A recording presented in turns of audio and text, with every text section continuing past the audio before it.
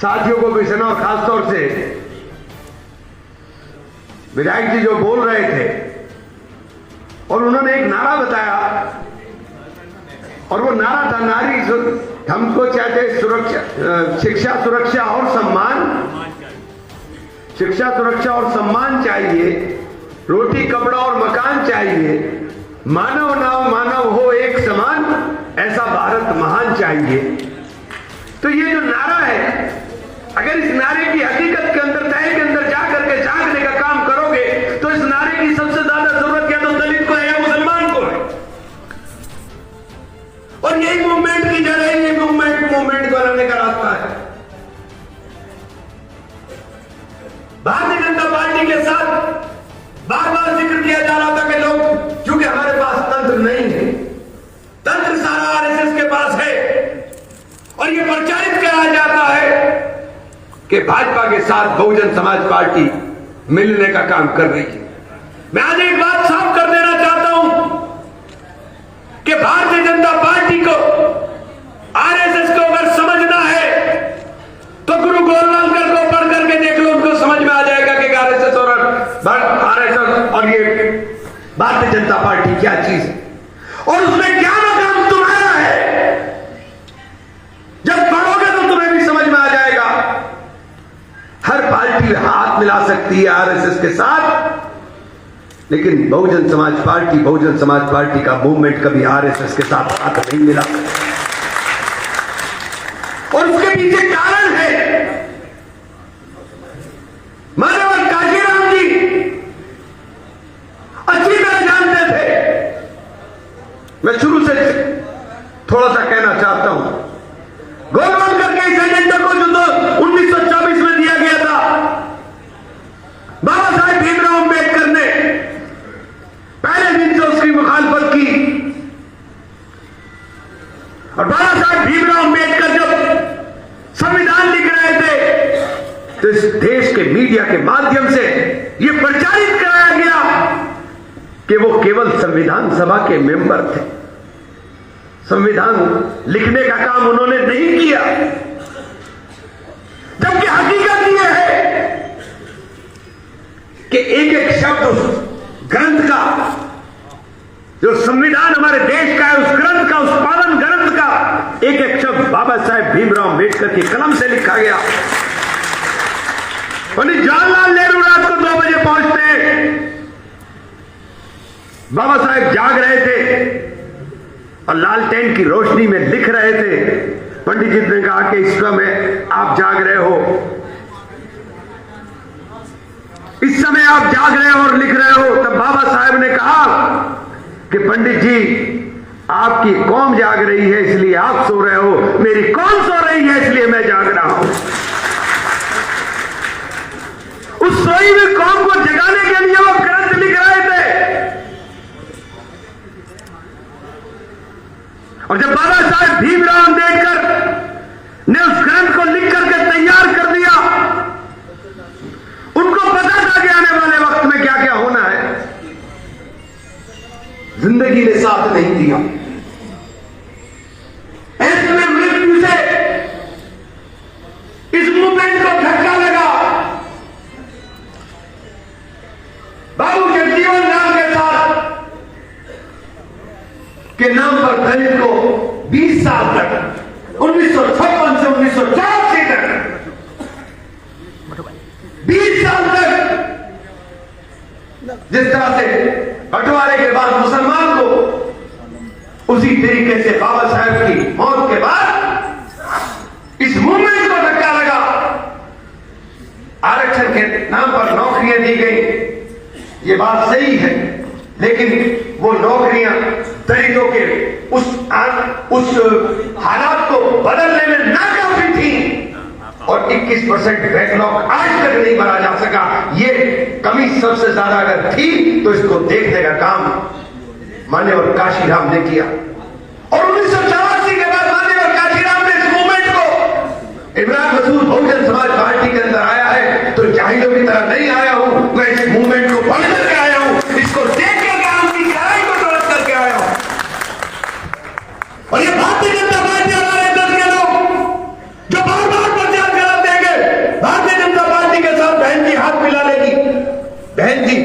किसी भी सूरत में उस मूवमेंट के साथ, किसी भी सूरत में उस मूवमेंट के खिलाफ किसी के साथ हाथ नहीं मिला सकती। जो भारतीय जनता पार्टी आरएसएस उस मूवमेंट को खत्म करने के लिए उन्होंने एजेंडा जारी किया हो, वो कभी हाथ नहीं मिला सकते, क्योंकि यह आंदोलन देश की तकदीर को बदलने के लिए, समाज की तस्वीर को बदलने के लिए है। एक मिनट भाई, ये इतनी इंपॉर्टेंट बात हो गई, आप समझ नहीं रहे हो। ये तस्वीर को बदलने के लिए है।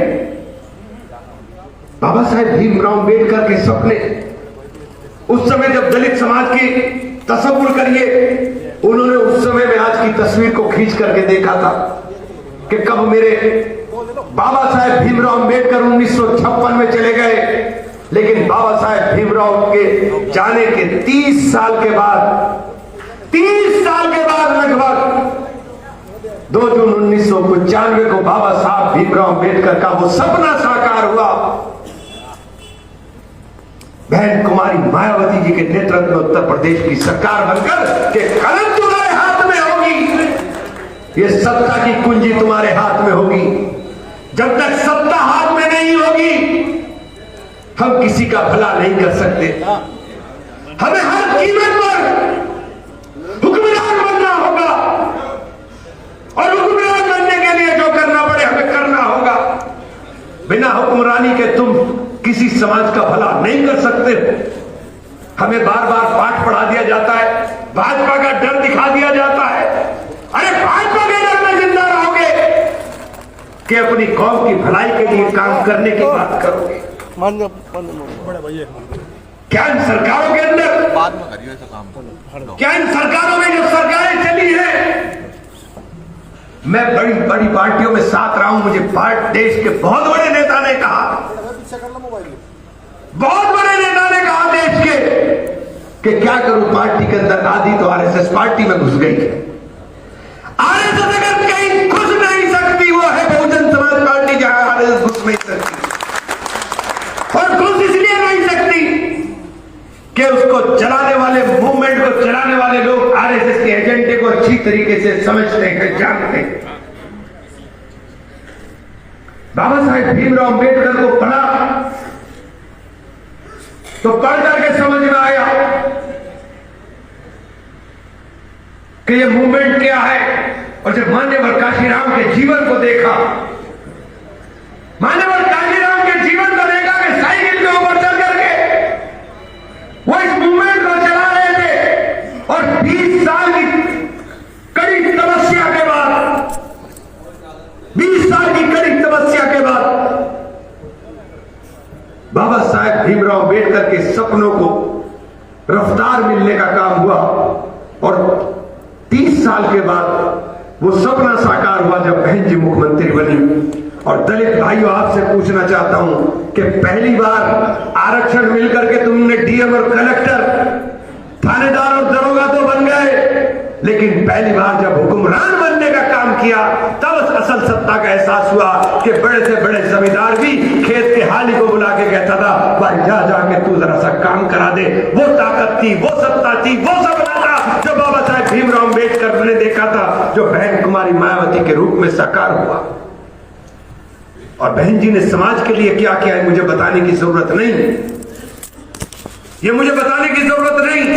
ये बात मैं इसलिए बता रहा हूं, और जब पार्टी में आया हूं इसलिए आया हूं कि आज इस मूवमेंट की जुड़ने की जिम्मेदारी, मजबूरी मुसलमानों तुम्हारी हो गई है। तुम्हें हर कीमत में हुक्मरानी चाहिए कि हुक्मरानी के अंदर तुम्हारी हिस्सेदारी हो। अगर तुम्हारी हिस्सेदारी नहीं होगी, तो फर्क सिर्फ तुम पे पड़ता है। अभी वो बता रहा था कि उसको क्या समझ के कहां के लाया हुआ पत्थर समझ लिया था अखिलेश यादव को। मुसलमान जानते हो वोट डाला नहीं, उसमें शामिल था, क्योंकि इस निजाम के अंदर जो सबसे ज्यादा अगर कोई परेशान है तो वो हम हैं। इस निजाम में अगर सबसे ज्यादा किसी का उत्पीड़न सरकार किसी की बने ना बने, हम चले थे बदलने के लिए। अखिलेश जी पे फर्क नहीं पड़ता उनकी सरकार नहीं बनी, क्या फर्क पड़ता है अखिलेश यादव के ऊपर? उनकी सरकार नहीं बनी, उनकी कौम पर फर्क नहीं पड़ता, क्योंकि उनके पास रास्ता है उस एजेंडे पर जाने के लिए। फर्क पड़ता है तो तुम पर फर्क पड़ता है, नाहिद पर फर्क पड़ता है, आजम खान पर फर्क पड़ता है, अतीक अहमद पर फर्क पड़ता है, इकबाल के ऊपर फर्क पड़ता है, हाजी याकूब के ऊपर फर्क हमारे ऊपर पड़ता है। पहले बड़े बड़ों को रगड़ो, फिर छोटों का नंबर आएगा। और उसके बाद कुछ कहना नहीं चाहता, जो कुछ होना है। अगर इनका एजेंडा पढ़ लोगे तो समझ में आ जाएगा तुम्हारी। भारतीय जनता पार्टी को हराना चाहते हो और जहां से हारती है वहां जाने के लिए कहते हो कि ये भाजपा के एजेंट, ये भाजपा के एजेंट कभी नहीं हो सकते। मैंने पार्टी में आया, पार्टी में आकर देखा यहां का सिस्टम ही अलग है।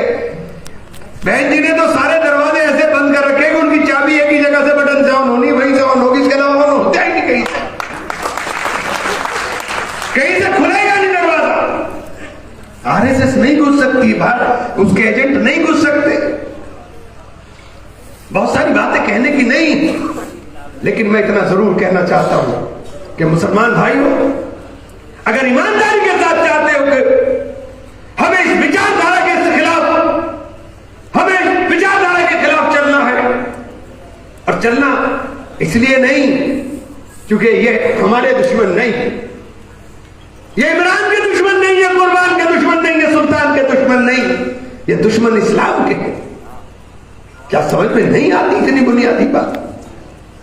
और आज नहीं समझोगे, कल जब समझ में आएगी तब बहुत देर हो चुकी होगी। इसलिए जरूरी है आज ही समझना, आज ही समझना जरूरी है। नीला झंडा हाथी निशान हम सबकी यही पहचान का नारा जब नहीं लगाओगे, क्योंकि जिस दिन तुमने नारा लगा दिया 36% के ऊपर आकर खड़े हो गए और 36 से 56 जाने में 4 कदम का फासला बढ़ा है। ये चौधरी साहब बैठे हैं, सबसे पहले झंडा उठा करके दौड़ पड़ेंगे, सारे के सारे ये 56 से 36 से 56 पहुंच जाएंगे। और जमहूरियत के अंदर तादाद की गिनती होती है, और जिस दिन 56 पे पहुंचोगे तो फिर लाल किले को पर झंडा फहराने से कोई रोक नहीं सकता। और जिस दिन लाल किले से झंडा फहरेगा वो दिन देश के अंदर बाबा साहेब भीमराव अम्बेडकर के सपनों को साकार करने के अंदर मील का पत्थर साबित होगा। वो ऐतिहासिक दिन होगा कि हमने बाबा साहेब भीमराव अम्बेडकर के उस संविधान को, उनके रचित उस संविधान को, जो हमारे लिए पावन ग्रंथ है, जो दस्तूर आइन बाबा साहब लिखकर चले गए, साथियों आज अहद कर करके जाना होगा। बहन जी ने पूरा जीवन अपना लगा दिया। अभी मुझे विधायक जी भी कह रहे थे कि अगर मूवमेंट कमजोर होता तो इमरान क्यों आता। सही बात है, अगर ये मूवमेंट कमजोर होता तो इमरान ना आता। मुझे समझ में आई है इसकी ताकत, मैं समझ कर आया हूं इसकी ताकत को। और नरेश जी, मैंने आप गवाह हो अच्छी तरह से, मैंने बहन जी से तब भी कहा था कि मुझे कुछ नहीं चाहिए, और आज भी कह रहा हूं कि अब मुझे कुछ दो ना दो, मेरा पूरा जीवन इस मूवमेंट को मजबूत करने में लगेगा। क्योंकि एक मूवमेंट मजबूत होगा तो मेरी कौम महफूज होगी, और अगर मेरी कौम महफूज की हिफाजत के लिए मैं कुछ ना कर सका तो मेरा पूरा जीवन बेकार है, मेरी पूरी जिंदगी बेकार है। अगर हम लोग नीला झंडे को मजबूत करके रख देंगे, हमसे गिला करते हैं कि हम वफादार नहीं, हम वफादार नहीं, तुम भी दो। अगर हम दिलदार नहीं, तुम भी तो वफादार नहीं। अरे तुमने दिलदारी दिखाई, बसपा से गिला कर रहे हो कि बाबा तुम्हारे साथ नहीं चलती, तुम दिलदारी दिखा रहे हो। तुम झूठे नारों के अंदर आ जाते हो। किसी ने टोपी लगा ली तो मुसलमान पागल हो गया, उसने कहा नरेश ने टोपी लगा ली भाई, इसने माशाअल्लाह सुभान अल्लाह बिस्मिल्लाह पढ़ दी भाई। नरेश से माशाअल्लाह सुभान अल्लाह बिस्मिल्लाह सुनने की जरूरत नहीं है, नरेश से हमें सुनने की जरूरत है कि मुसलमानों तुम्हें डरने की जरूरत नहीं है। अगर तुम पर कोई आ जाएगी तो नरेश सामने आकर के अपना सीना हला देगा। लेकिन मुसलमान को तो जज्बाती बात चाहिए। और मैं बार बार एक बात ये इसीलिए कह रहा हूं कि अगर दलित और मुसलमान साथ चलेंगे फिर सब समाज साथ चलने का काम करेगा। बहन जी ने नारा दिया था, सब जन हिताए सब जन सुखाए। ये नारा ऐसे ही नहीं दिया था बहन जी ने। सबकी बात करेंगे देश के अंदर, देश सबका है। देश जितना आपका है उतना मेरा है, जितना मेरा है उतना सबका है। और देश को आजाद कराने के लिए योगदान देने वाले हम ही लोग हैं।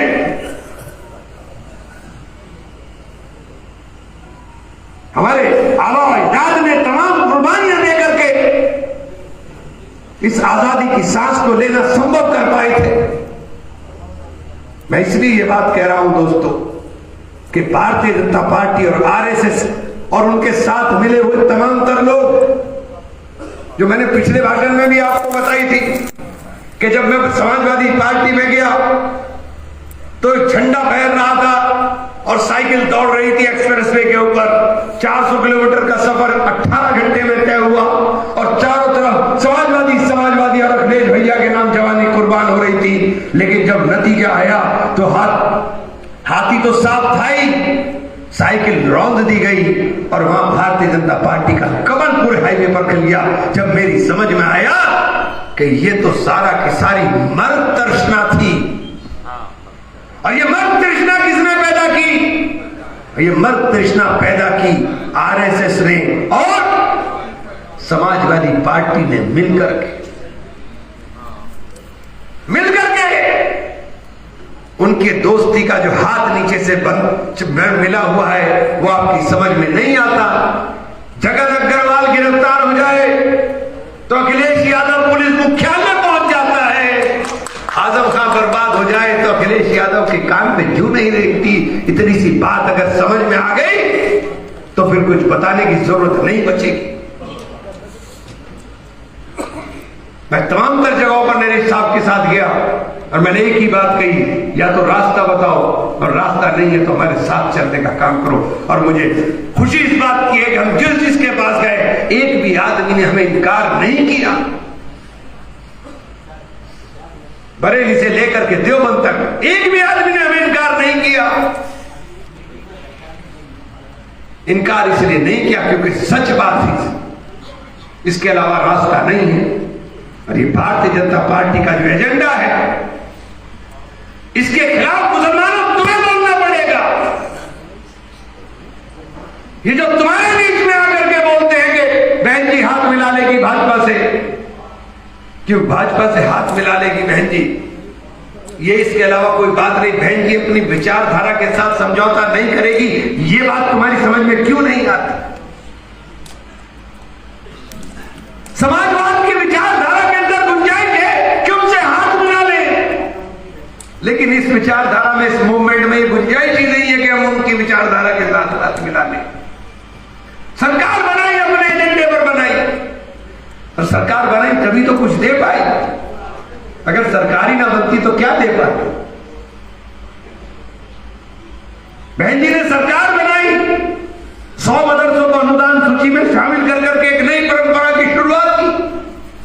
अरबी, उर्दू, फारसी विश्वविद्यालय बनाया, रोजगार से जोड़ने का काम किया मुसलमान तुम।